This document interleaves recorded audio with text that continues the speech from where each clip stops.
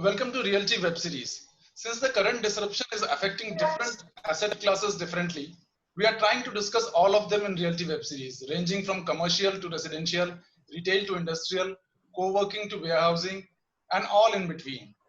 Today we will discuss the segment which was one of the fastest growing in the last couple of years, and the current crisis has put a break on it.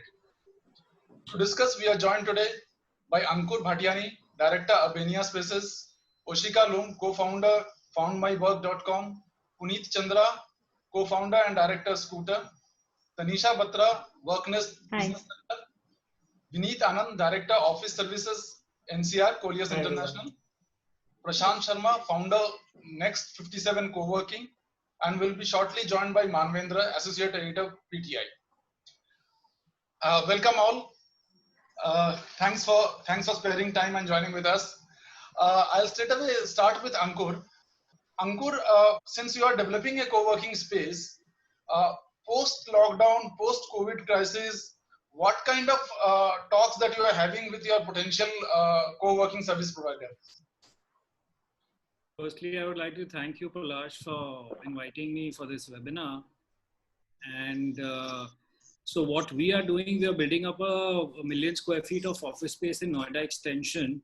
And there's a certain part of it that is into a concept which I feel is pretty new. It's called co-owning, which is you can own your co-working space. So in the past 30 days in the lockdown, we've been able to derive certain strategies, and we've been able to sell about 200 units of co-owning space. So the market is quite good about it, and people are very open. And with the lockdown happening, there are companies who are either upscaling or downsizing their workforce. So for them, co-working or co-owning space is a very good option where they can, customize these things according to their needs. Okay, Oshika, I'll come to you. Since you have a listing platform, you are a sort of aggregator. What kind of trends there were earlier, and how are the trends changing now during the lockdown period? What listing trends are there mainly? So basically, when by 2019 and 2020, we had a very good amount of listing coming from A grade players, but relatively less response coming from the B grade players, right? But with the COVID crisis, with the last trending we see is one we saw was that there's a massive increase in the demand for the virtual office spaces. That was one thing. Secondly, what I noticed was in terms of listing, yes, have pretty much been the same the way they were earlier, but there has been a shift in the nature of clients.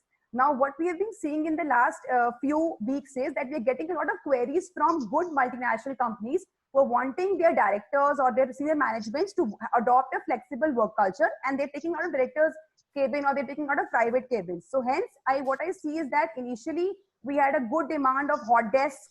We had good demand of people not being very rigid about going only for a private cabin. But yes, now keeping in mind the norms that the government, the WHO is giving post the COVID crisis, I see that a lot of people, a lot of companies are going to be going for more private cabins, more cubicle sort of a culture. So yes, there has been a shift in the same.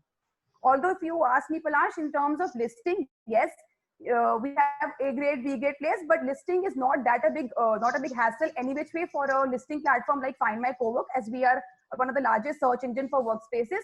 But yes, in terms of clients, I see a lot of changes that are happening. Yeah. Now I'll come to Puneet. Puneet, will the premium segment be the hardest hit? And what is the kind of dent that you have already witnessed due to COVID and lockdown? Thanks, Palash, first of all, for inviting. I'll, touch base a little bit upon the effect of, COVID, which has been on the premium segment or on the other segment.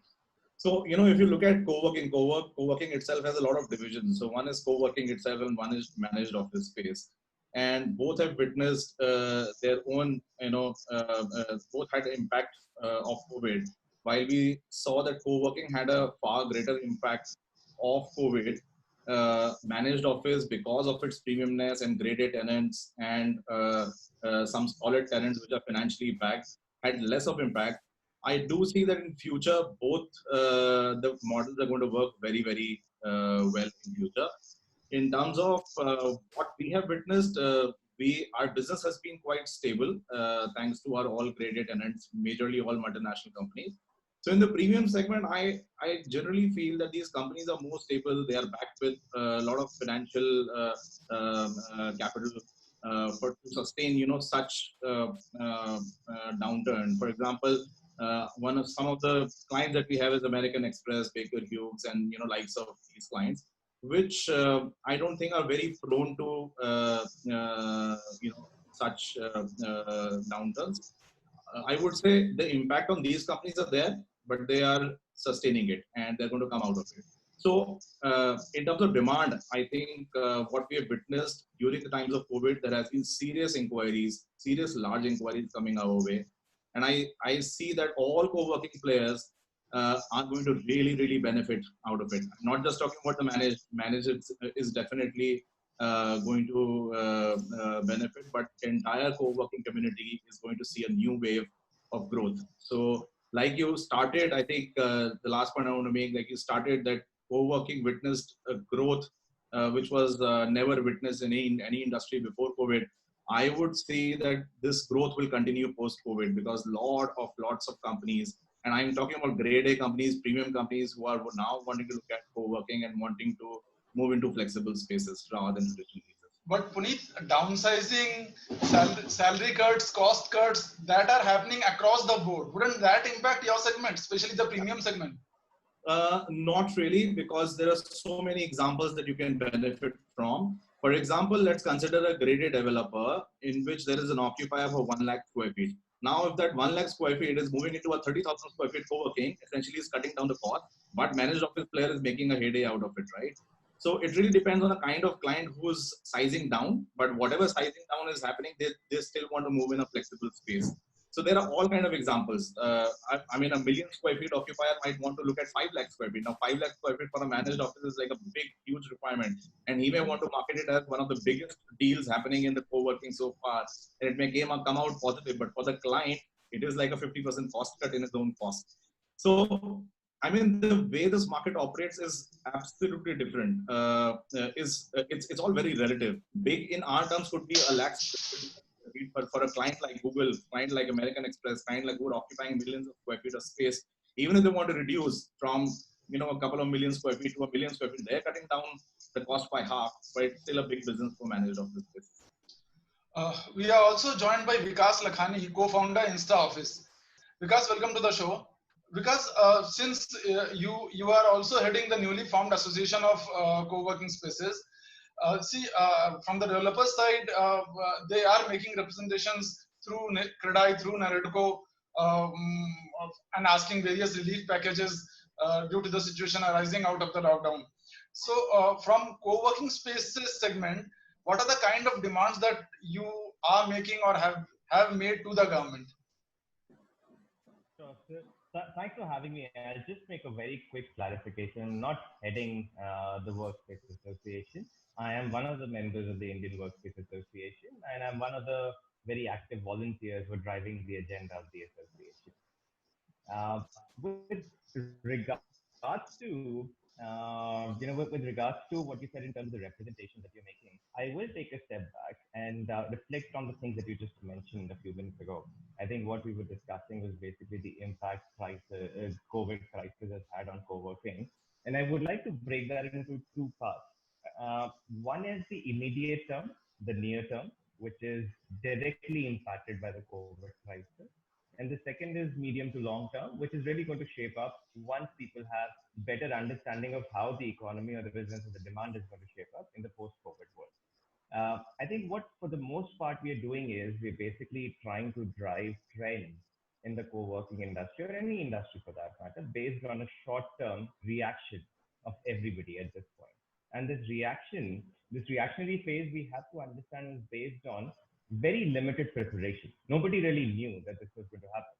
So whether it's downsizing, whether it's layoffs, whether it's cost cutting, a lot of this is absolutely reactionary. And I think as people are getting back to business as usual, they're getting more and more data, they're getting better visibility in terms of how economy or how demand is going to shape up. They'll start to make a little bit more informed decisions. And I think this is where Puneet is saying this is that way a great time for co-working or flexible workspace or managed office space providers, wherein we will become an integral part of workspace strategy. To push that further, what you were asking is basically what representations that we've made to multiple bodies of the government. So basically, our demands have largely been focused on the short-term pain, and that's a deep pain. And we're not the only ones who are being impacted. Like most industries out there, we've been also fairly severely impacted because the entire cash cycle is stored, entire business cycle has come to a standstill. So some of the demands that we've made, and generally they've also been addressed by the government. One, I think a lot of the representations or directives have come towards rentals from the government, whether it was because of for the residential rents or some retail rents. So there have been representations from multiple bodies for rent waivers during this time. So residential associations went further, retail restaurant associations, retail associations asked for rent waivers. So we made a similar representation as well that if there was some kind of guidance, some kind of notification that could come to this effect. We asked, given that we are a fairly young industry, a lot of us have huge TDS refunds stuck, which is a lot of liquidity actually locked in.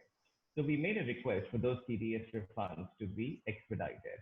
And the government has actually paid heed to it. I think for the most part, generally, that has been addressed. A lot of the TDS refunds have come back. Yeah. Third, we did make some requests around pumping in more liquidity, whether through the CGT MSC scheme or other schemes that had been existing already in place.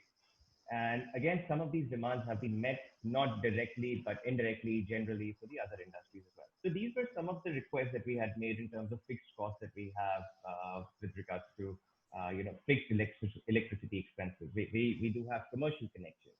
So there is a huge fixed cost element with regards to the electricity cost.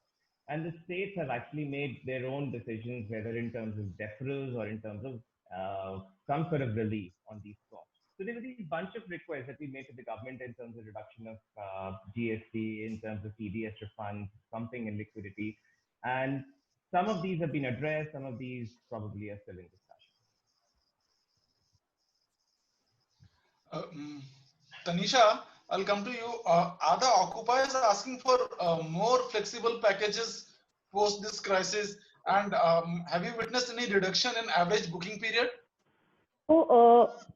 Thank you so much, Palash, for having me here. To answer to your question, a lot of my existing tenants, they are coming back to us for resizing requirement. They're not asking to, reduce the contract or terminate the contract. They're just asking us for some help for a period of, say, a month or two. That's about it. And talking about the new leads that there has been a substantial increase in the leads flow that we've witnessed in the last month, and we've closed a couple of tenants also over here in the past 1 month, and that has been long-term leases only, not short-term. Okay, Vineet, what is the industry average revenue per seat, and with increased distancing norms, how much increase you see in the cost per seat?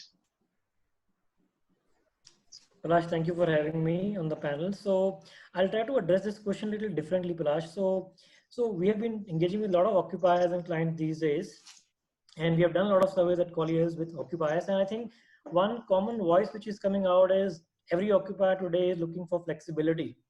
Now, when I say flexibility, they need flexibility to maybe expand in the same space when the business is good, flexibility to downsize and contract space when the business is not doing that good, break options in the lease deal, maybe a OPEX friendly model than a CAPEX heavy model. So I think that is something which is a common voice of occupier today. So they don't mind, paying a slight premium and be in a center which is giving them these flexibilities to look at the long-term solution for those clients. So as Puneet mentioned, there is always a demand for such occupiers as well.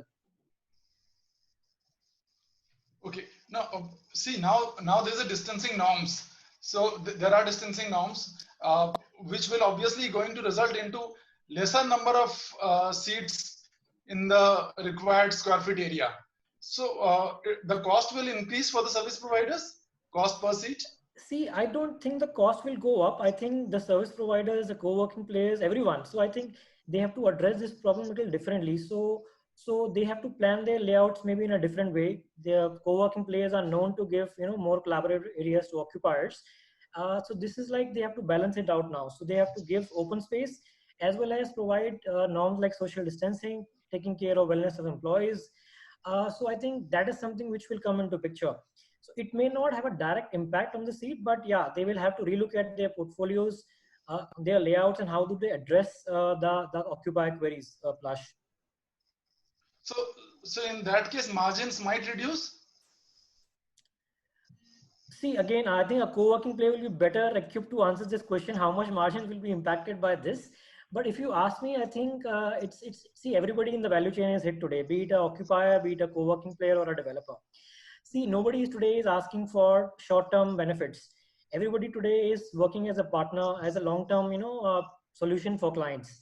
So we are having discussion with clients who are not even, coming forward and asking for abatements or discounts. They are rather sitting with the co-working players and developers and trying to restructure their leases so that they build in those flexibilities and secure future, flexibility norms and lease deed. So I think it's more like a long-term than short-term. Plush. I absolutely agree with Vineet what he just said. So the cost for a co-working player has gone up. Our cleaning and maintenance expenses have gone up. We have taken into account this distancing thing. So, but this is a very temporary thing and a short-term thing. Things will stabilize in a span of say 3-4 months. So right now the focus is on building relationships and not on making money out of it. Right now we're just trying to sail through this whole thing, and saving on costs.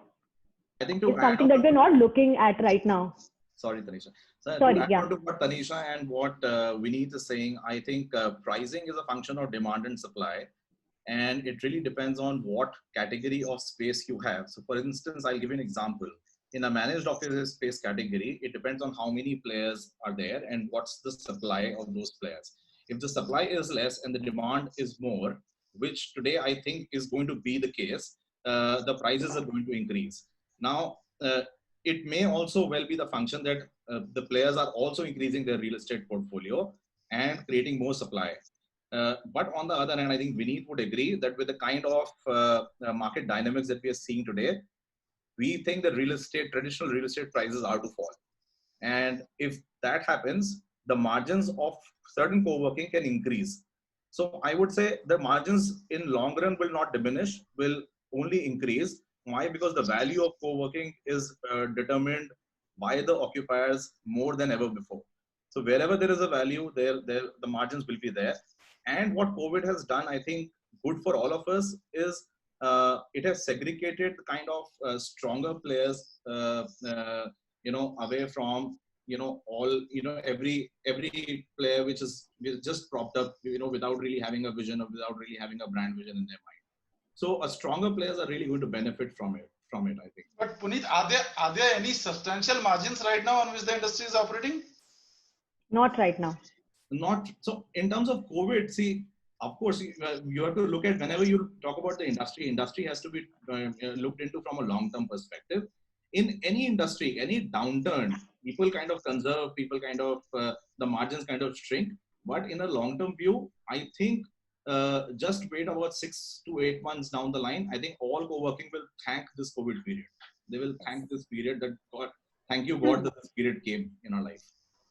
I mean, that's how I see it. I may be very, very bullish about this, but I think that's how I see it. No, I agree. I absolutely agree with what Puneet is saying because of this whole COVID thing. A lot of companies, they're changing their approach. They're shifting from a centralized to a decentralized approach. Exactly. Now, instead of taking up like a huge space in a CBD, you reduce your consumption over there and take smaller offices in SBDs. That helps your employees also because of the work near home concept that is picking up. That is one thing which I feel will pick up a lot in the coming future. It helps you in saving costs also, and it supports your business continuity as well. So which means we'll again come back few months down the line and ask Puneet and Tanisha, have they improved their margins? Oh, yes. Ankur, Palash, just would like to add a couple of points there. And this is a question that seems to be coming up fairly often, which is a social distancing question, and if that's going to impact the economics of the business in general or not. And I think what we're doing is we're basically looking at just one variable in the equation which seems to be changing, and there's one variable which is being talked about the most probably.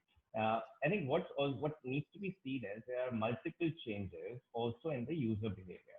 So for one, I think increasingly there's going to be a higher premium on flexibility.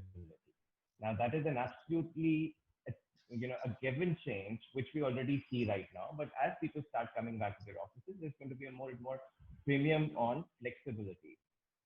How the product would change is yet to be seen. But people will be going to pay more, better prices for flexible and decentralized or distributed spaces. Second, I think again, like social distancing or physical distancing is a solution that just came up within a couple of weeks. Like probably one of the most it is long-term sustainable solutions come out of knee-jerk reaction. I'm not saying it's not effective. I'm saying in short term you can have solutions maximize one objective, which is at this point everybody's safety. But in medium to long term, people would come up with more creative and innovative solutions, whether with better technology, whether with better design or product solutions. So it's too early to say that one variable which we see in the market is basically to define the entire economics of the industry. Prashant, since you are operating in Chandigarh, so what is the trend in the segment in tier 2 cities? Thank you, Palash. Thank you for having me. So major of our portfolio is basically in tier 2 cities, whether you call it Chandigarh, Ahmedabad or Cochin. What we've been seeing is there's definitely a lot of our portfolio is of startups and the companies, who are budding or starting. So they're very less grade A companies or good companies who have a good financial background and everything. So there is definitely a drop in number of occupancy. A lot of people have left the premises because they're not sure when the business is going to kick in back, right? But right now, since the lockdown have been relieved a little bit, what we have been seeing is there's a good demand from a traditional lease point. All those who have not in their lock-in, they're trying to explore what are the options to cut down the cost, right? They're trying to build up they're on a path to come back to office.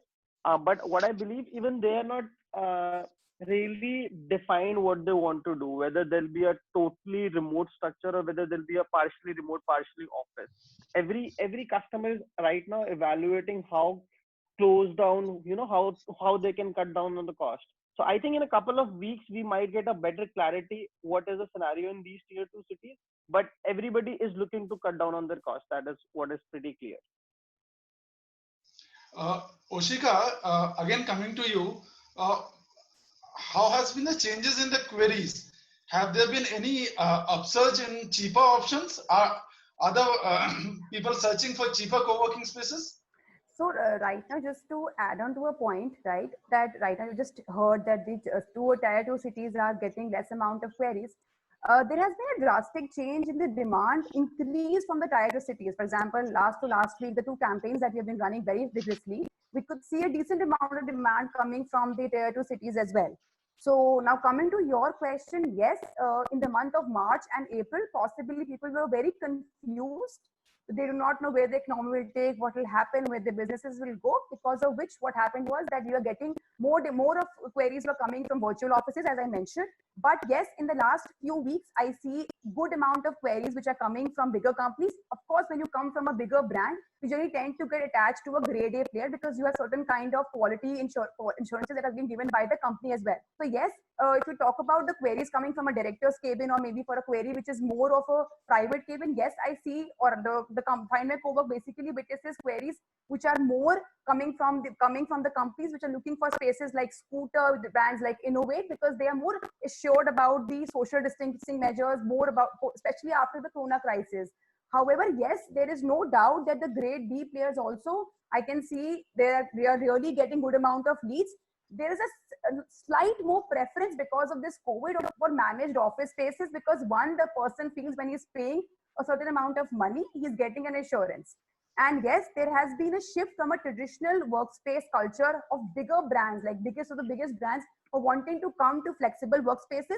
But right now, a more tilt towards managed office spaces. But I see, because nobody right now is that comfortable as per the lead metrics, to go for a hot desk immediately because of the social distancing measures. However, I feel co-working spaces who are putting their best efforts forward. The promoters are working towards it, giving them sanitization, giving thermal scanners. I think yes, in the next 3 months or 4 months from now, even the co-working typical that hot desk culture will also emerge in. But yes, as I just to answer you, Palash, that there has been a difference. First of all, we had virtual office demands more. Now we are having more demands coming from multinational companies to go for directors' cabins and private cabins, and little more of flexibility is there, but not hot desk demands are relatively lesser in the market.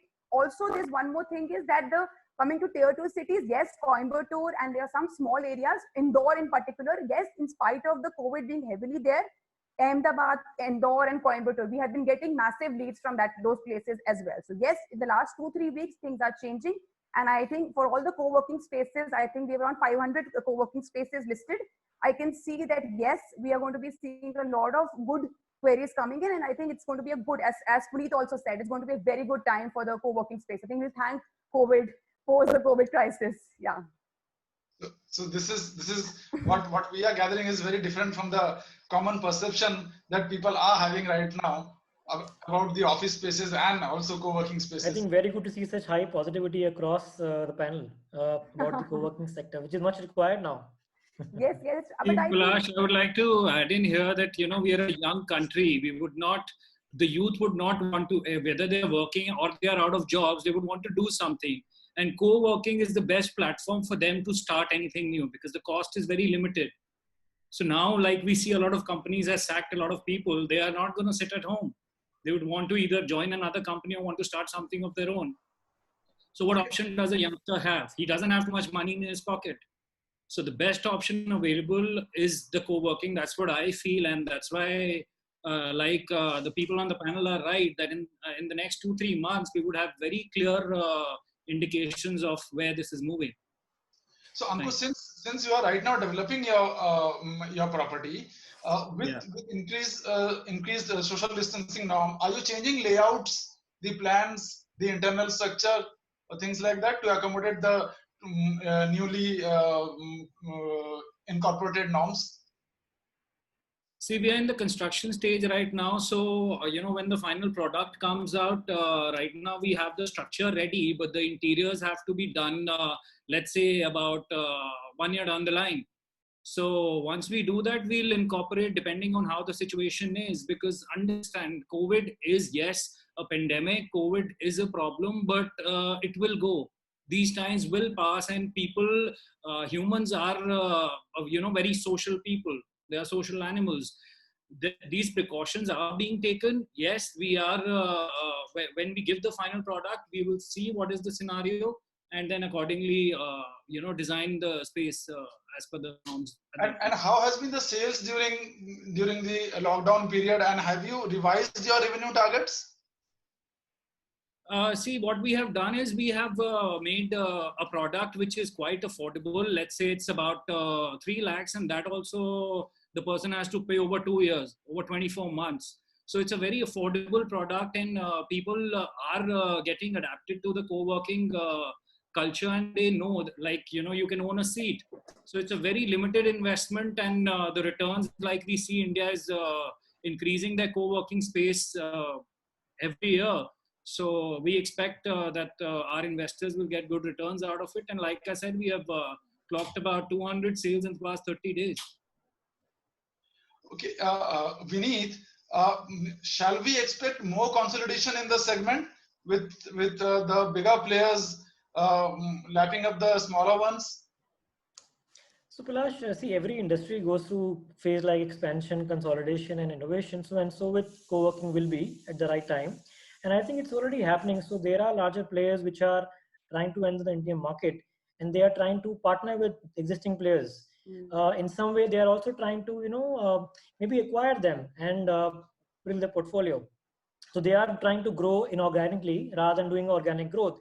But I think from the long-term perspective, what people are talking is that they are focusing more on quality rather than building the size right now. They are focusing more on the tenant profile. What kind of tenant will they like to have in their portfolio? They would like to have more profitable balance sheets rather than building a large square footage portfolio. So I think it's already happening, Palash. Okay, Puneet, has the flexibility increased in prices after the lockdown? So I would say lockdown hasn't opened properly yet. So still can't really, comment 100% on it. But yes, I mean, with the kind of inquiries coming in, one, people are looking at certain flexible terms. That's for sure. I mean, there are all kind of examples, frankly, Palash, because some of the companies which are downsizing from a far greater size to a very small size, and they want to consolidate themselves in a managed office, they are already cutting a lot of costs. So there are all kind of examples available. So can't really comment that are they looking at certain very different kind of flexibility. No, we haven't really received a request to modify a layout according to a social distance norm. We haven't received any request so far, because I think general belief is that this is going to go. I mean, it is here for some time, but for a long term capital deployment on the fit out and furnishing, nobody wants to change the layout based on these norms. They just want to maybe call their people on alternative days, or they would want to call a certain percentage of people to office. But capex is a heavy investment, and I don't think people are going to change a lot of design in the way office is built today. Vishal, I asked this earlier also. You didn't join at that point of time. Are there any margins, and if there are, since you represent a lot of them, what is the kind of margins on which the industry is operating right now, and how do you foresee the trend of margins in the future? Gosh, so I was there actually. Maybe my network was a little weak. I heard what everybody was saying in terms of the margins. See, margins, I would again break it down. First is that unit margin perspective, this industry is positive. People make money on assets. People make money on units. And that's a fundamentally very, very strong metric of this industry, that as an asset, people make money.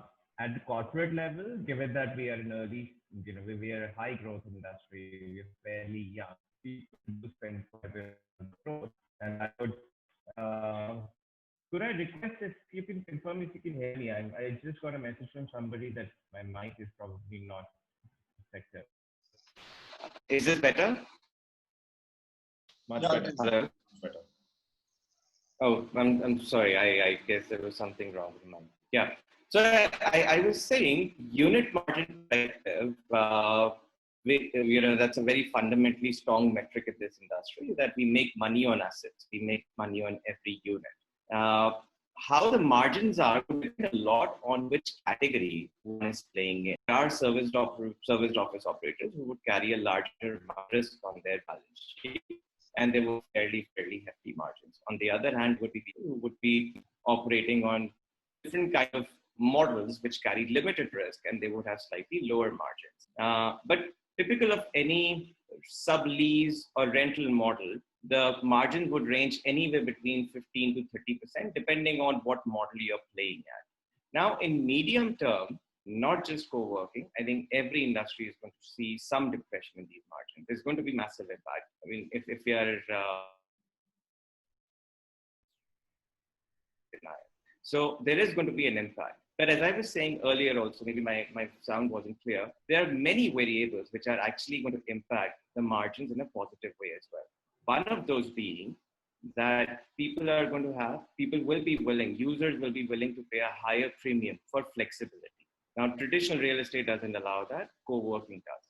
Second, we would see a complete generation of users who are going to be highly appreciative of even low probability risk. I mean, in our lifetimes, we never expected something like COVID could happen, and we never really would have allocated resources for that kind of flexibility or agility. But now, I think at least for a generation, people are going to be highly appreciative of even low probability risk and would be willing to pay for it. Now, a lot of these things would actually impact the unit economics of this industry in a positive way. How much, in which direction, at what time, I could make as good a guess as anybody else. But my feeling is, at least for the next 6 to 12 months, we are going to see everybody is going to try to consolidate, to focus on their books, trying to make a more sustainable, viable model, and then focus on growth and try to expand margins. To summarize, I think the general sentiment or the fundamentals of the industry still remain highly, highly positive. needless to say, there's going to be some short-term pain and deep pain. Okay, Oshika, corporates are now opting for mulling decentralization also to reduce concentration of the employees. Will this going to help the segment? Yes, I strongly feel this will help. One thing is going to happen is that, which I see like very oftenly, is that a lot of layoffs are happening in bigger companies wherein people have packages of around 35, 40 lakhs. And I see that they are being asked to lay off and they're good resources from good colleges and good experiences. So I think a new trend that will happen in co-working is possibly these people would like to not really join immediately, but start something of their own. And hence that can be a very big benefit that the co-working sector can see through. By with a lot of layoffs happening, good resources, a good entrepreneurship culture can emerge. And as in entrepreneurship culture emerges, I think co-working moves hand in hand with entrepreneurship, and co-working go together. That's the first thing. Secondly, yes, with decentralization, I feel what is going to happen is that the cost that the traditional, for example, companies, bigger multinational companies, they have very heavy capex cost for their office spaces, traditional office spaces. Now, once they're going to, what's going to happen is they will be reducing their cost. Half of the employees will be working from home. As I said, half of them are giving flexibility to their senior resources to work from flexible workspacing, adopting a flexible work culture. So I strongly feel that yes, with this policy adopted by the companies, I think it's going to be a good boom for the co-working sector. Too early to comment. It's going to be gradual because I think it's a pandemic that's happening in the country, which is itself it's happening across the world, sorry. So it's any which way a very big hit to all the sectors. But yes, I think co-working will fight back and we'll see a very good business models coming out of the co-working sector. And thirdly, what I can see is that a lot of collaborations are happening a lot of collaboration queries. Being a marketplace is what Find My Cowork is receiving, that wherein two co-working space can work together in collaboration or maybe on a partnership model so that both of them can benefit. Although this is more to be prominently seen in B grade and grade C and grade B offices. So yes, your answer, and I think this is going to it's going to be a good gradual boom to the co-working sector. Okay, now I'll start with US questions. Sorry, I agree with her that, when these startups, when people who want to come on their own and they would like to start their own business, co-working not only saves them money, but also saves them time because, on the same platform, at the same space, you might have, maybe an IT guy or maybe an architect or a designer. So getting these resources rather than going out and looking out for them and spending time on them, on this platform, a co-working platform, you would have everybody at the same place. So it's not only cost saving, but it's time saving as well. Okay, now I'll start taking viewers' questions as well. Manvendra has also joined. After this, Manvendra from PTI will ask few questions. One question is from Prashant Singh, who belongs to Noida. He's asking to Tanisha, what is the average price of co-working per seat in Noida and what kind of reduction can we expect? Reduction in price? Yeah, price per seat. So the average price in Noida really depends on what segment you are looking at. There are these A-grade co-working players and you have your B-grade co-working players. So when I talk about the A-grade co-working players, it starts from around 9,000 and goes up to 20,000 per workstation. And if we talk about the B-grade co-working player, that somewhere ranges from 6,000 to 10,000. And I don't see a lot of reduction happening. People will pay a premium for this flexibility that we are offering them right now.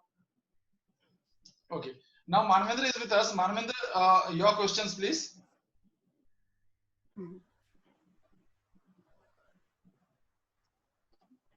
Manvendra, are you there? Hello, am I audible? Manvendra, yes. Hello? Yes. Yeah, go ahead.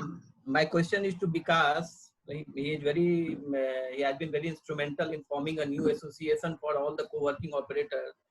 So I just wanted to understand now, since things are opening and centers are opening, how the industry has dealt with or it is dealing with the issue of rental, both inflow as well as outflow. Manvendra, could I request you repeat the last 10 seconds? How the industry is dealing with the rental issue, both inflow as well as outflow. Okay, so Manvendra, that's a difficult problem. I think everybody is trying to solve. Having said that, it's not a problem that we haven't found a solution of. I think what is happening is from everybody's expecting a single solution to this problem. And I'd be very honest, even initially, probably everybody thought that we could have a single solution to a fairly dynamic or a complex problem. Now, if you see, I'll break it down from let's take it from the landlord side first, which is the rentals of the property. Every property, every agreement is is unique in a way. Some have forced clauses, some don't. Some are fixed rentals, some are not. Some have certain lock-ins, some don't. Some are grade A properties with some are grade B, grade C, or non-graded properties. Some are institutional landlords, some are retail landlords. Now, all these dynamics play into how do you solve this problem. Generally, what I can say is that there has been some sort of relief or comfort or cooperation from the landlords, mostly in form of supporting in terms of the cash flow, not really in form of absolute waivers, but for the most part, what we've seen is that landlords have been amenable to some feedback and they've been trying to help with cash flow, whether in terms of deferrals or in terms of staggered payments. And people have had limited success. Some have had a lot of success, some haven't at all. Depending, as I said, depending on agreements, depending on your previous profile of how you manage the relationship with the landlord. Such cases where the operator would have had a slightly strained relationship with the landlord in terms of payments, in terms of managing that relationship previously, and now they're not getting any cooperation from the landlord. Now, as I was saying, I do this in unique ways depending on all these factors.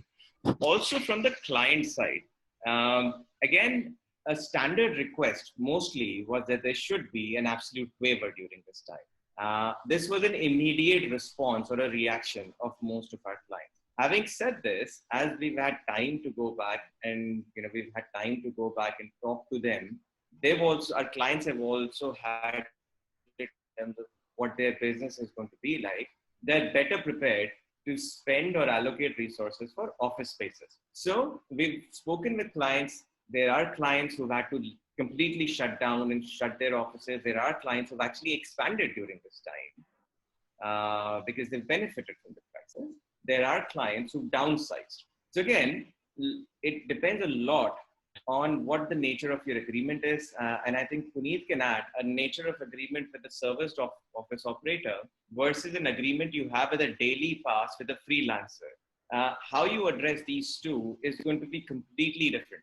So I must be honest, I think all of us together have tried to initially solve this in a unified way, which I think was some sort of, in a way, a naive approach to address this. But generally, we've had quite a bit of success with our stakeholders across the value chain. Some have been amenable to feedback, some have tried to help with cash flow situations, some haven't. And this is an ongoing fight that we are fighting. I must add here that what I'm saying right now could be very different, if the COVID situation continues for 3 more months, which means, a dire situation wherein we have very high numbers of infections, wherein people are just not moving out, wherein the logistical problems continue to be there in terms of, metros and buses are not working. So, it's a dynamic every day, and we're in constant touch with all our stakeholders to solve this problem. We have few more journalists who have joined us in asking questions. Aditya Rana from Aaj Tak has a question for Puneet. Puneet, Aditya is asking, work from home or walk to work? What's the future? I think it'll be a balanced approach. Most of the companies who are thinking of work from home, they will try it out for sure for certain time. But time will tell how collaborative it is and what's the overall output they get and increase in productivity they get. For sure, I think there has to be a certain percentage of shift that will happen to work from home, which is anticipated. Times will tell how much and what's the percentage, how big and how small that percentage is. But I think it'll happen. In terms of the second part, you said walk to work, right? Yeah. Walk to work, I think people have started moving into offices. I am sitting out of office and I'm coming every day to office. I mean, more the people kind of sit out of office and attend conferences like these, people will relate it to more that, now people are going to office, because I think overall it's a sentiment play, right? If you look at even stock markets, it's all driven by sentiments. And if we together kind of pull the sentiment of the people together that, hey, come to offices. It's just, COVID is just a flu. It comes and it'll go one day, right? Why fearful about it? It's the way of life now. So I think this is already setting in. I've seen it with people in my office. They can't sit out of home anymore. They want to come to office. So I think time will fly by very quickly, and people are coming back. They've started coming back to office, and they will keep coming back to offices even more than you ever see. So, yeah. There's one more question from. Sorry, I would like to add in there. What I see the future would be the walk to work, which is just like home. So, if somebody working in Noida is traveling to Gurgaon every day, the company would have a co-working space in Noida as well, which is very close to the home. So these cost-effective ways and these new approaches will develop with the companies, and it'll be like working in a co-working space close to home is your second home there. Just to add on this, even we see a very prominent trend on this. So a couple of co-working players, rather than leasing a large building in one city, they are trying to lease smaller formats in multiple cities to cater to larger audience, so that at least tomorrow if something like this happens, so their members can access these centers in every city. So it's already happening. Now we'll take one more question from Vivek Mishra, senior journalist. He is asking this to Prashant. Prashant, in a city like Chandigarh, don't you think work from home is a big competition for co-working, as people have decent sizes home and hence they can easily work from home without any restriction? Yes, we have seen this trend. A lot of people have a good spacious home. The rentals are not high. So they are probably moving into a totally work from home scenario. But if you look on the other side of it, there are a lot of companies that are downsizing, a lot of new businesses that are emerging. So yes, definitely there's a good bandwidth that is adopting a work from home style in Chandigarh specifically. But on a different end, there are a lot of companies who are downsizing, who are also exploring the options of adopting a co-working space. So I think the time will tell how much hit it's gonna cost us in tier 2 cities.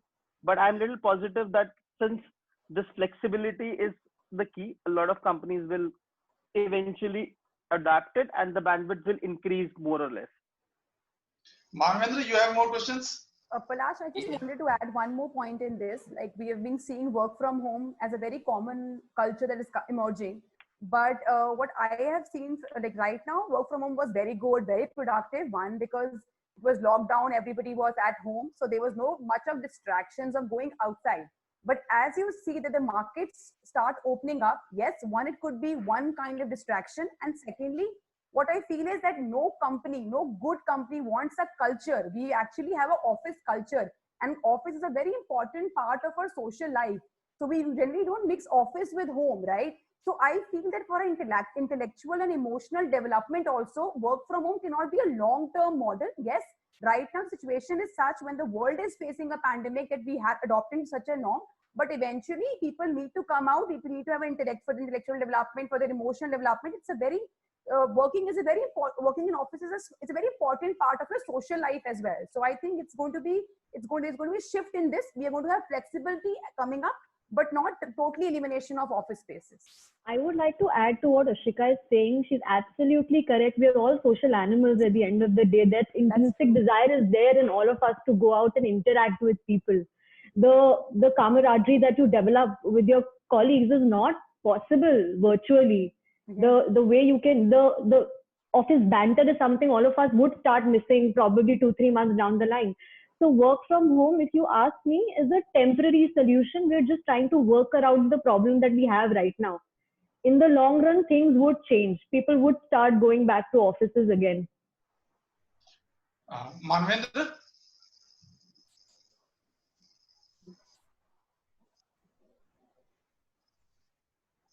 Manvendra, are you there? Hello. Yes, Hello. go ahead. My question is to Puneet sir. How much business co-working operator must have lost in these 2 months? Sir, very What difficult. is your guesstimate? Sir, very difficult to say. Very, very difficult question you have asked me. But sir, Because I think it's the sectors who have got hit the most, and I think it depends on what co-working players have exposure to, what kind of business will determine how much loss they have really made. I think in terms of, I would rather comment on the category of co-working players. I would say co-working who were more entrepreneur, who were dependent on startups and entrepreneurial ventures. I think those were the companies who have taken most of the hit overall in terms of COVID. But like I said, these are the companies who would emerge much stronger post COVID. In terms of managed office, I do see that they have emerged far more stronger in this time. But certain managed office companies I see where they had exposure to, let's say, for example, travel companies or companies who have been hit very hard with co-working, even they have faced the heat. So very difficult to kind of generalize the whole thing. But I think impact is there everywhere. The kind of impact differs with each player. you know the number of desks in India, you know the number of square feet in India, how much is under co-working. So I don't think it's too difficult to calculate. I think Vikas being a part of IWG would be better placed to answer this. Having industry numbers, Vikas, would you want to comment on it? Marvin, so I would not speak on anybody's behalf here because this is again, this is somewhat this is a misplaced data because we're looking at a very, very short period of time. If somebody did not pay in the month of May, does that mean it's lost business? Maybe not. But somebody actually who paid me in May and June fully could actually mean lost business because he's not going to continue after June. And we've seen, so I would actually take a step back and I would actually break it down. What we saw initially is that immediately 15 to 20% actually were the guys who made a decision. We are not going to have an office and we are going to make a very fast decision and we are going to just put down the notice for our offices. And these are the guys who made fairly quick decisions on their workplace strategy. Wanted to reduce cost. Out of these, 10% still came back immediately after a few discussions. There were few people who just came back, maybe about, again, 15 to 20% came back with renegotiations, requests for cut down in prices, 40 to 50% of reductions or downsizing. But a large part of the portfolio were the ones who went into a state of absolute suspension. We're like, we don't know what's going to happen. We don't know. And, there were too many variables. Now, even if the COVID solves back home. So what I'm trying to say is when you have a lot of clients in a state of limbo, you can't really categorize them as a lost business or continued business or preserved business. What I can add is we see increasingly, if the COVID situation goes further and further, people who are in this orange zone, let's call them the suspended category, are going to start moving to the red category. Actually having made a clear decision that let's see 3-4 mahine mein when we need an office, we'll come back. But I would not be shy of saying that I think as an industry, I mean, when Ola can say they lost more than 90%, I think in an industry like ours, I wouldn't be surprised if the immediate loss in the first month and a half could be anywhere between say 10 to 35%. Depending on, again, the user profile, depending on your client segment and the nature of your contracts. I'll just add one point to what Vikas. Sorry, Puneet, please go on. Sorry, Vineet, sorry. I'll just add a point to it. So, Sorry, Manvin. No, you continue. Okay, sorry. So I was saying, to add on to what Vikas is saying, I think, again, the industry has two segments, managed and co-working. And if you look at from a purely number point of view, the amount of square footage the managed office player has and the amount of square footage the co-working segment has. I think industry has named itself co-working. Within that self, co-working is a separate business altogether. Managed office, serviced office is a separate business altogether. You would see that managed office and co-working are quite balanced. And you would see a lot of very large players in managed office. For example, let's name the top 5-7 companies. They would by themselves hold about 9 to 10 million square feet around the country. Now that's a huge number. But when you look at from a perspective, I think what Vikas means here is from the co-working perspective, 90% revenue was hit at this time. But in the managed office category, I would say it would not go beyond 20, 30, 35%. It would still remain there. So overall, as an industry, I don't know what would be the average percentage like, but yes, both the players have been very different in terms of what revenue they have lost within this time. So that's slightly a contrary view that I have of the industry overall. Puneet, sorry, I'll just clarify. I did not say that there was 90% reduction of revenue in co-working. Okay. There are other industries like hotel, and I think Ola also recently gave some indications of the loss of business that they had, which was massive. And I mean, from an industry perspective for co-working or serviced office, I think. Sorry, your voice is breaking. Yeah, we have problem. So, Palash, I'll just add one macro perspective on this particular piece which Manvendra brought in. So, see, the overall commercial leasing activity across the country has been very, very robust all these years. Last year, it was 50 million square feet plus on a pan-India basis. NCR was 10 odd million square feet. Even this year, in Q1 2020, it was around 1.8 million square feet of absorption, which already happened. So, the year started on a very positive note. So what has changed really is the slow decision-making process, which is because there's these multinational companies, they have their head offices in US, in Europe, and because these regions are badly hit, there is a significant slow decision-making which is happening. So it's just a phase. I would not say it's a loss because we lost a couple of months starting from March till June, but I think the activity will pick up in the second half of the year. And both conventional leasing and co-working leasing will pick up business in the second half of the year. We have lots of questions from journalist fraternity today. Now Vivek Shukla, senior journalist, is asking to Ankur. Ankur, will office spaces from an investor point of view still a good proposition for rental incomes? Absolutely. If you look at, especially I talk about the Noida market, you see there's a lot of residential that we have in Noida and there's a lot of unsold inventory. But we don't have any good office spaces. Let's say if a good multinational wants to come in and lease out, say, 1 million square feet, we don't have it. There's no developer right now who is coming up with something like this.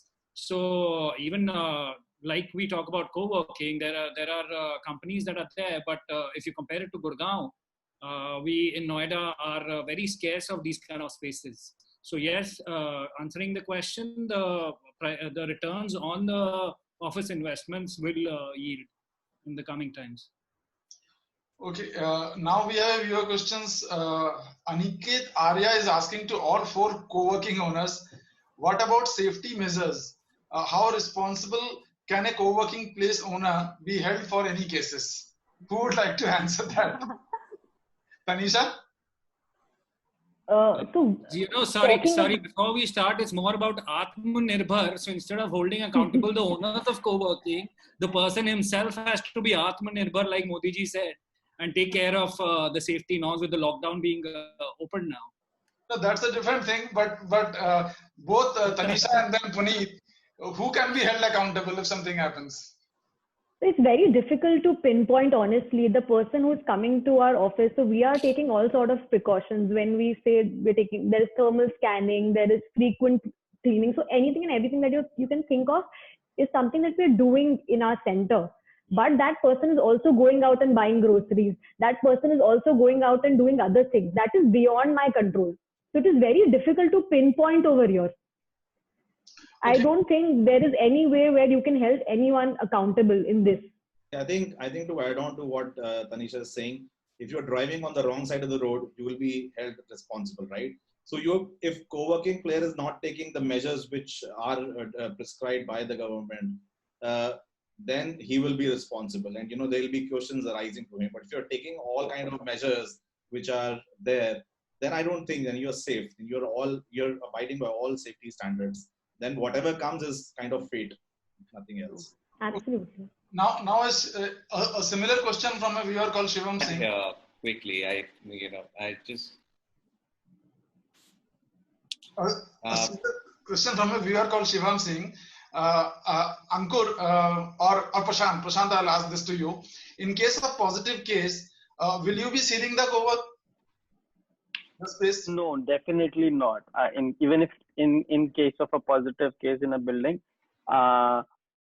there are measures to sanitize it immediately and something. But I don't think so. Sealing the place would a good decision for anybody.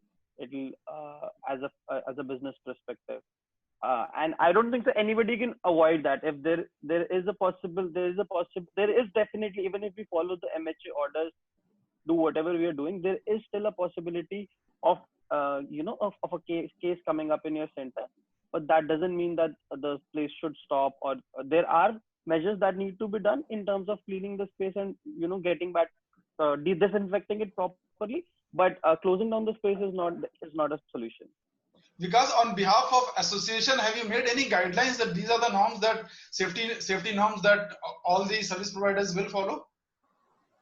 Yeah, yes, Palash. Actually, so not will follow. I mean, what we really produced even before the lockdown was open, after a lot of consultations with experts and review of all the guidelines that had come through, we did prepare a comprehensive document with regards to the readiness of our spaces and also the safety guidelines that we could follow to make our spaces hygiene and safe for our users.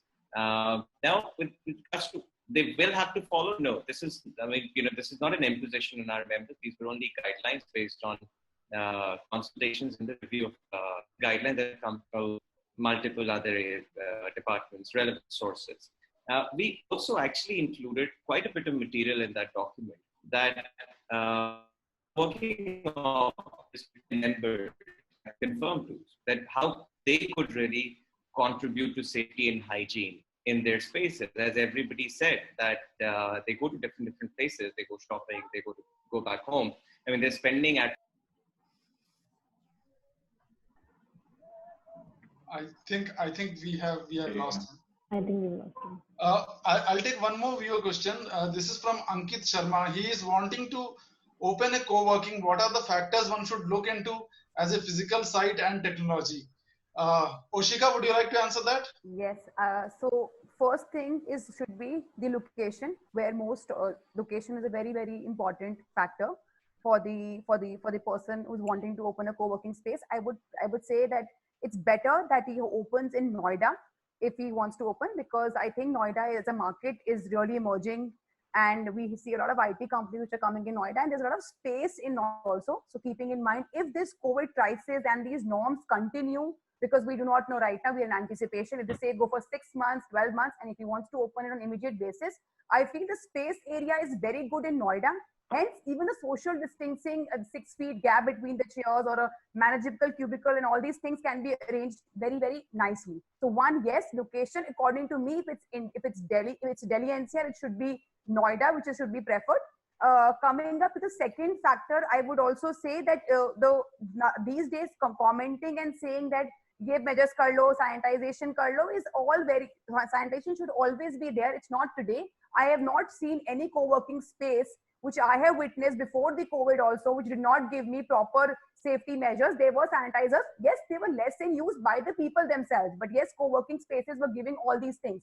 So whatever whatever parameters one should consider, one is going to be, of course, investment. Investment rates are better in Noida. Secondly is the location, is what he should consider.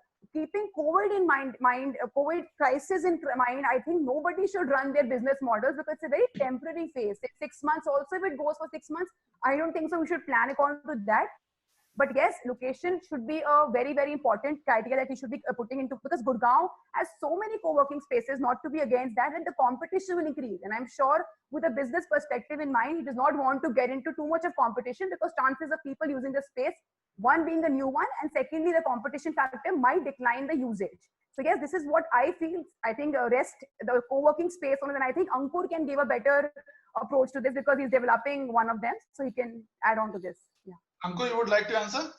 You've aptly put, Ashika, that Noida is affordable, and whenever you want to start anything new, you want to be cost effective, and based on that, Noida again is a good option to do that, and the resources available comparatively to Gurgaon are better infrastructure, I feel. And she again said that you should not start a business with COVID in mind. Irrespective of the fact, you should approach it with a neutral mindset and just go ahead with it. But nothing against Gurgaon as such. So like if somebody is fixed about Gurgaon, so I have no problem with Gurgaon as well, but just given my opinion to it. Yeah. Since we And are with the airport, with the new airport coming in, this area yes. is gonna improve even better. The infrastructure is gonna get even better, and a lot of multinationals would also move in here. Since we are talking about co-working as a business opportunity or option, Vineet, how would fundraising be after COVID? Will it be more difficult to raise funds for the players? I don't think so, really, Palash. In fact, recently we heard the news that a large co-working player is receiving another tranche of funding. So I think sentiments are going up. As I said, so just a temporary phase because of slow decision-making process. So activity will pick up, and we see panelists sharing their views that they are seeing a lot of inquiries coming in, both for flexible and enterprise models. So I think investors will be cautious, obviously, but there will not be any restrictions to fund a player which has strong and good tenant profile. Manvendra, you have more to ask? What about layoff in the industry? Okay. WeWork has announced 100 layoffs. What about the other players? Puneet, if you can throw light on this. Yeah. Manvendra, I think while everybody is kind of cutting costs to sustain this time, you would have also seen a big news coming from WeWork side about a large chunk of funding coming their way, WeWork India. But so after the layoff, I know. So that's what I mean. So while people will cut down their cost, they will still strive for growing their business. Cutting cost for a short term period is just a step that you're more serious about the business and you want to sustain bad times. I think nothing else. It's a part of life. It's a part of any business. Businesses will have positive and negative cycles. What as a business we have to do is survive these negative cycles and look ahead, look forward. I think that's what most companies are doing, which is unfortunate for people, but that's the way of life. I think at the end of the day. How many you have laid off? Yeah. I know you were coming to. We haven't laid off any, Manvendra. We have been supporting our employees. We've been giving salaries to them in advance, so paying them 7 days prior to the date. So that's what we have been maintaining so far, and hope that this continues. Instead, what we are doing is we are enhancing a recruitment drive now. So we are recruiting more salespeople because we see that there is a lot of business sitting out there, and luckily we have been in a positioning which is quite, I think, acceptable in the market in terms of when you talk about grade A brands. We are Scooter is the name that comes in every deal, every competition. So that's a lucky thing for us. So we are in fact recruiting and hiring more to ramp up our business in times to come. Puneet, WeWork India is the only one. Are you paying full salaries or there is a cut on that? So sir, we are paying full salaries. We haven't cut salaries at all. So because is it only WeWork India which has laid off employees? So I would not speak on behalf of WeWork really. Having said that, what Puneet was saying, see, this is a time when everybody... On behalf of association. No, again, on behalf of association, it's difficult to actually speak on anybody else's business. I am pretty sure this would, be important for their... Yeah, I think every brand has its own integrity and its values. So I don't think commenting... Shed more light. Yeah. They can shed more light at what were the reasons actually, whether this was a decision which had been taken long back and this culminated now, or this was a decision based on current events. So that's what I'm saying. The planning or the strategy or the vision behind this, it's difficult for actually anyone to comment on that. But in the industry generally, we haven't seen layoffs. The sentiment continues to be very positive at this point. Okay, we have one more question from a viewer, Amir Ali, who is a former journalist. He is asking to all, distractions at home, camaraderie at office, things outside are getting bad. What should one do? It's very difficult. Social distancing. What is the genuine way out? It's a very generic question. Who would like to answer that? Find a safe office, just camp there for every, half a day. I think things like your mask, your sanitization are your part of daily wardrobe. So we have to be accustomed to use them and go out and do work. Our homes are not specifically designed for work from home. So there are multiple issues which everybody is facing. So I personally want to go out, start meeting people, start going to offices. So it is a new normal and we have to live with it. So yeah, so that's my take on this. So Vineet, you would do that even if you have an elder at home or a small kid at home? See, we are taking enough precautions, Palash. So, but as I said, it's been 3 months. We have been working out of home. Slowly, gradually, we have to come back to business. So our offices are now open. We are attending offices alternatively within the team. So I think things are moving up slowly. So, and this COVID is going to remain for next couple of months, at least a year, what we keep hearing in the news. So I think we just have to build your immunity. You have to be extra cautious and just continue with this. I think that's what we see now, even our clients talking about. Oshika, before I wind up, Oshika, in our last discussion, which we were having on both office spaces as well as residential, many of the consultants and resident players were saying that due to work from home, now people are opting for a bigger home so that they can work from home. So people are opting for a bigger home. People are opting for their own home so that they can work from home. Is this going to affect the overall office spaces segment and particularly the co-working segment? So I would like to add here something that there's a reason we have always had home as separate and office as separate. There's a reason we have an office culture and we have a home culture. We don't mix it, right? Similar philosophy follows here as well. You can build your home. First of all, you can't have, the economy is not such. Everybody is not that rich enough to purchase a house immediately. When the economy is actually going towards a downfall trend, I don't think so. We all, anybody for that matter, not putting across to anybody in particular, can purchase a house at this phase of time. You just go and purchase a house because there's a COVID crisis which is going to be temporary. So I personally feel it's not going to affect one. The reason is that the buying of a new house, that means you technically have to buy a 5-room home, which is not going to be at a cheaper cost. It's going to be at a very big cost.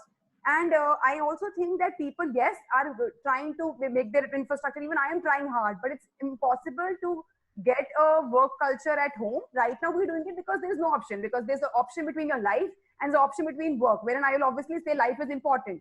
But coming up with the future times, I do not think so. So tomorrow there's going to be something. Tomorrow, if Corona starts happening in your colony, you can't shift your colony, right? You can't shift your house again. So you have to understand one thing very clearly, that yes, we should take the precautionary measures, keep everything intact, pray to God that this entire pandemic goes away from our lives and move forward, because there cannot be a backward calculation to this. Also, there is one more thing, that there is going to be absolutely, just saying today that the trend will change and people will start buying houses again is being extremely positive. But I don't think that's a very suitable thing, because as I mentioned, working from office is not only for working. Offices don't only want productivity. We want a social setup. We want a social circle. Office is for a social circle, social fulfillment and emotional connect with people. So with virtual offices, you cannot, by talking to you on Zoom or having hosting such things can be a short-term thing, will not go for a longer perspective. This is what I think. Also to add on to what you're saying, I think just by logic, I'm saying anybody who's spending 30-40 lakh rupees on upgrading their house, I think they would rather take a walk,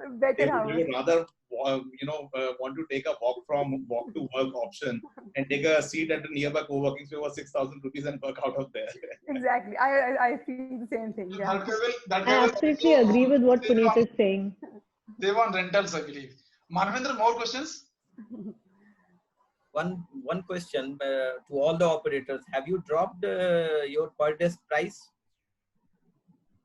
post lockdown?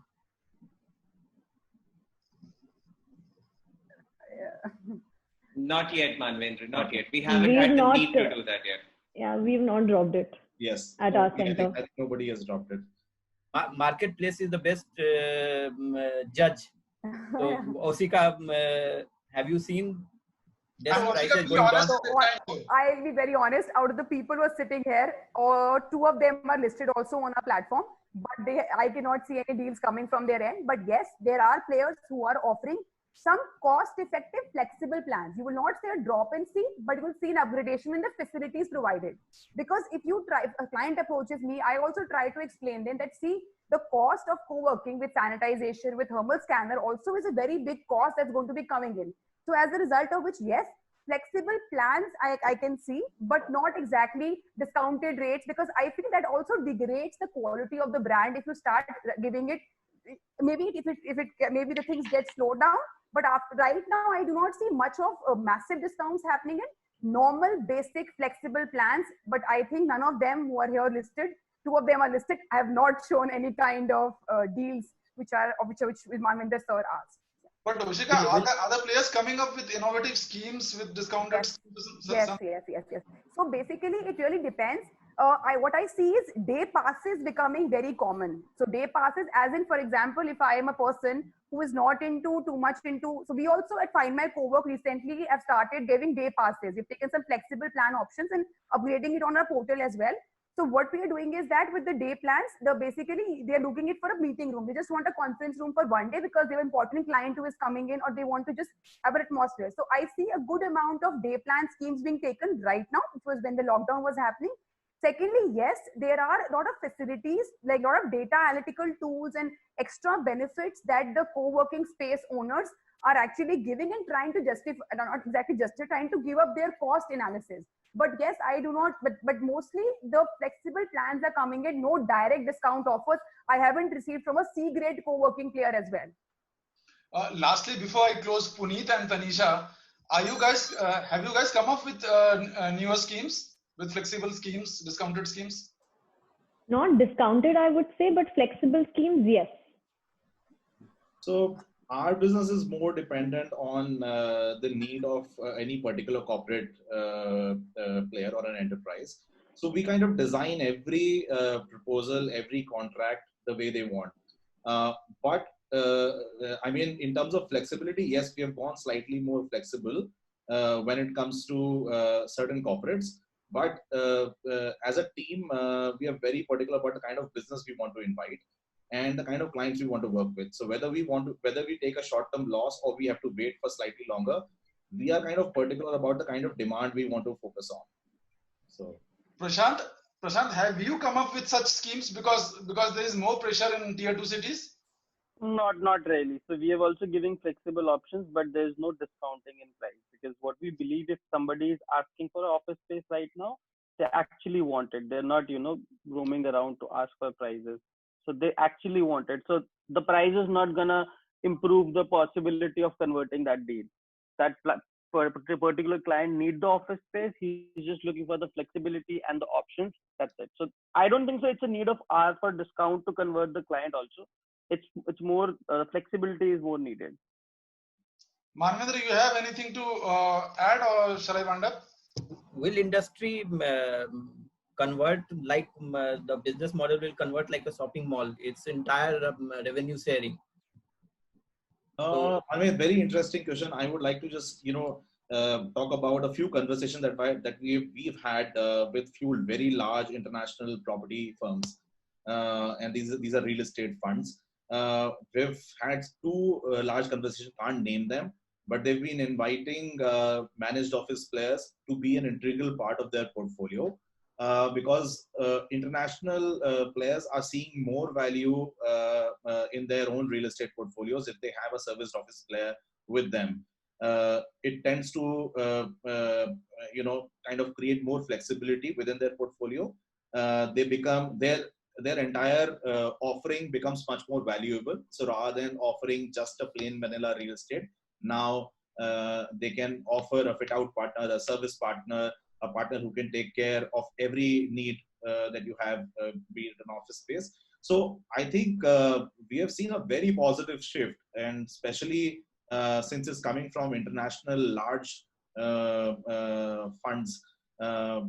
They have started talking to players like us and other managers. I don't know about co-working, whether it has been the same with them or not. But I think overall, that value has been created. every property owner now knows that having certain portion of their real estate as a flexible office will enhance their overall value.